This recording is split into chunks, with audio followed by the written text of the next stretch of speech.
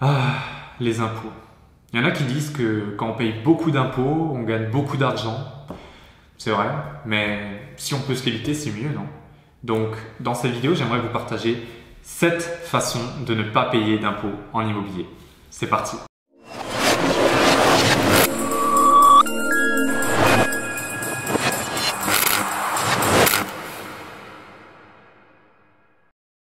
Bonjour très chère communauté, très chers investisseurs, je suis Franck, le fondateur d'Immomillions et dans cette vidéo, j'aimerais vous partager donc 7 façons de ne pas payer d'impôts ou de payer moins d'impôts sur l'immobilier et donc d'augmenter votre rentabilité, votre cash flow derrière forcément.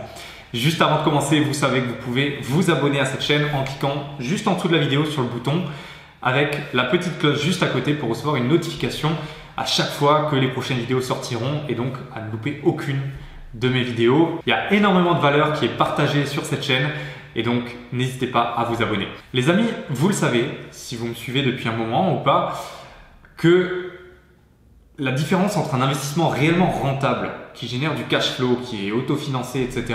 et un investissement qui vous coûte de l'argent tous les mois, souvent ça va être le montant d'impôt que vous allez payer sur ce bien. Parfois vous pouvez avoir un bien acheté à un certain prix et un autre bien acheté au même prix, ils sont identiques, mais dans un certain type de fiscalité, dans une certaine stratégie fiscale, celui-là va être hyper rentable et l'autre ne va pas être optimisé et ne va pas être rentable du tout, il va vous coûter de l'argent tous les mois. Et donc dans cette vidéo, j'aimerais faire le tour des grands points sur lesquels vous pouvez économiser des impôts, ne pas payer d'impôts et donc gagner plus d'argent, mieux optimiser vos biens, gagner plus de temps et donc être plus rentable et enchaîner plus facilement. Vous voyez que c'est un vrai cercle vertueux. Et donc on commence tout de suite avec le premier point.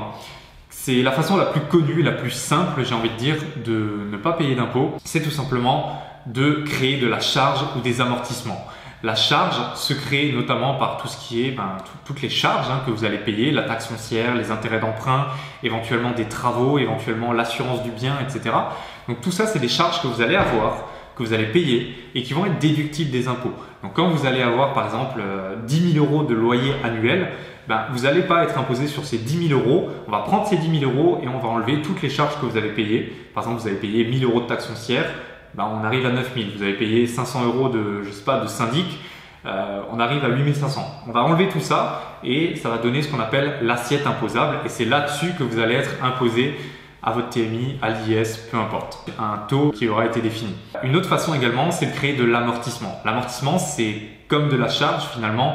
C'est qu'on va, dans certains types de fiscalité, amortir sur la valeur du bien, la valeur des meubles que vous allez faire, la valeur des différents composants de votre bien, les murs, l'électricité, les sols, les peintures, etc.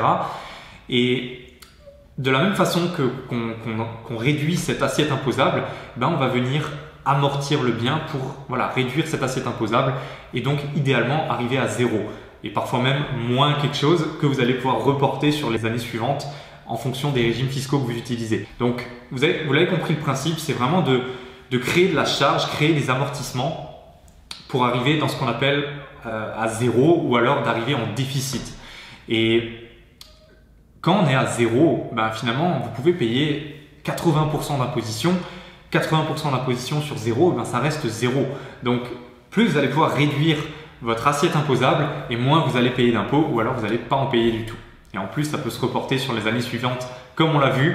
Donc, c'est la première façon de ne pas payer d'impôts en immobilier ou d'en payer moins. La deuxième façon, c'est de se faire exonérer d'impôts, notamment sur les plus-values de revente. Je vous le rappelle, quand vous achetez un bien à un certain prix et que vous le revendez plus cher, vous pouvez avoir ce qu'on appelle un impôt sur la plus-value. La plus-value, ça va être calculé, alors en fonction des régimes fiscaux, c'est calculé différemment, mais par exemple, si vous achetez 100 000 € que vous revendez 50 000 €, et dans la plupart des régimes fiscaux, vous avez fait 50 000 € de plus-value. Et donc, vous allez être imposé souvent sur ces 50 000 € de plus-value. Mais il existe certaines façons d'être exonéré totalement ou en partie sur cet impôt sur la plus-value. J'ai fait une vidéo dernièrement, je vous la mets dans le i comme info, où j'expliquais, où je vous donnais, je crois, 7 façons de ne pas payer d'impôt sur la plus-value immobilière. La troisième façon, c'est de faire ce qu'on appelle de la défiscalisation. La défiscalisation, notamment grâce à un régime qui s'appelle le LMP. Le LMP, c'est loueur meublé professionnel. Et la défiscalisation, c'est quoi? C'est simplement le fait de réduire votre imposition personnelle, par exemple. Donc, notamment quand vous êtes loueur meublé professionnel, vous avez la possibilité de reporter tout votre déficit. Donc je vous rappelle, on crée de la charge, on crée des amortissements, on arrive à zéro et quand on arrive en dessous de zéro, on a ce qu'on appelle un déficit. Ce déficit, vous allez pouvoir l'amputer sur vos revenus globaux, vos revenus personnels. Par exemple, vous investissez dans l'immobilier, vous êtes LMP, vous gagnez 30 000 € annuels grâce à vos salaires, grâce à différents revenus. Et bien, si vous êtes en déficit, vous avez par exemple 5 000 € de déficit, ces 5 000 € de déficit, vous allez pouvoir les amputer sur vos 30 000 € des revenus salariés par exemple. Et finalement, vous n'allez plus être imposé sur 30 000 €, mais uniquement sur 25 000 €. Donc vous voyez qu'au travers de l'immobilier, on peut réduire son imposition personnelle. Le LMP est une façon de le faire. Une autre façon de défiscaliser, c'est grâce à des produits de défiscalisation. Et le plus connu, c'est ce qu'on appelle le Pinel. Vous en avez sûrement déjà entendu parler. Donc, le Pinel, c'est un peu le même principe que ce que je viens de vous expliquer. C'est que vous allez investir, vous allez vous engager à louer sur une certaine période, donc 6, 9 ou 12 ans. L'inconvénient, c'est que les loyers sont plafonnés, c'est que les biens que vous achetez, souvent, ils sont chers quand c'est dans le neuf. Mais vous pouvez aussi faire du Pinel dans l'ancien. Je vous laisse vous renseigner. Et donc, en échange du fait que vous allez vous engager à louer sur 6, 9 ou 12 ans, vous allez percevoir un loyer. En échange, on va vous octroyer ce qu'on appelle une défiscalisation et vous allez également pouvoir réduire votre imposition personnelle. La 5e façon, c'est toujours de défiscaliser grâce au déficit foncier. Donc, je parle bien de déficit foncier, donc je parle de location nue. Et en location nue, quand vous faites de la charge, quand vous faites des travaux, quand vous faites que vous défiscalisez, que vous créez du déficit finalement et que vous arrivez en déficit, vous pouvez prendre 10 700 € de ce déficit pour également l'imputer sur vos revenus globaux. Donc là encore, c'est une façon de défiscaliser ces revenus globaux grâce au déficit que vous allez pouvoir faire en location nue. Une 6e façon de toujours défiscaliser et donc réduire son assiette imposable personnelle, ça va être d'investir dans des monuments historiques.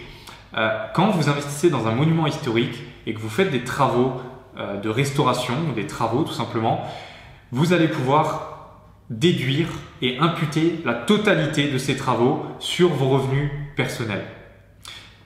Par contre, il faut qu'il y ait un engagement à louer sur 15 ans. Donc, je vous avoue que ce n'est pas forcément la façon la plus...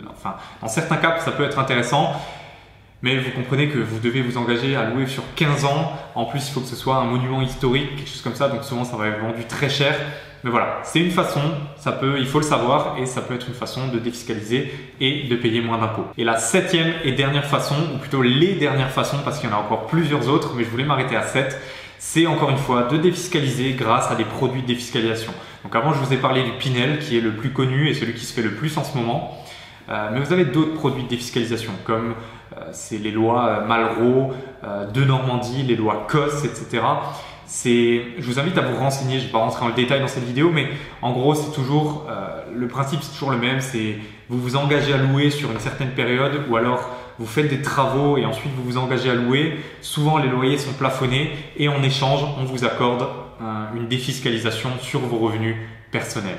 Donc voilà, on arrive déjà au bout de cette vidéo. Maintenant, si vous souhaitez aller plus loin et mettre en place ces différentes stratégies pour vous-même et pour investir, pour défiscaliser, pour gagner de l'argent grâce à l'immobilier, vous libérer du temps, je vous invite à aller voir dans la description de la vidéo. Vous avez un lien pour accéder à une vidéo où je vous présente le système Arnato. Arnato, c'est quoi? C'est le système qui m'a permis à moi de quitter mon emploi, qui a permis à certains de mes clients de quitter leur emploi, de passer plus de temps avec leur famille, de passer plus de temps avec les personnes qu'elles aiment, de se consacrer à des projets qu'elles aiment. C'est ce qui est possible au travers de l'immobilier et aujourd'hui, je vous offre une vidéo de 2h30 qui vous explique intégralement de A à Z comment je procède et quelles sont les 6 étapes que j'applique pour mettre tout ça en place. Je vous laisse découvrir ça dans la description de la vidéo et moi je vous retrouve dans une autre vidéo. Je vous dis à la prochaine. Ciao.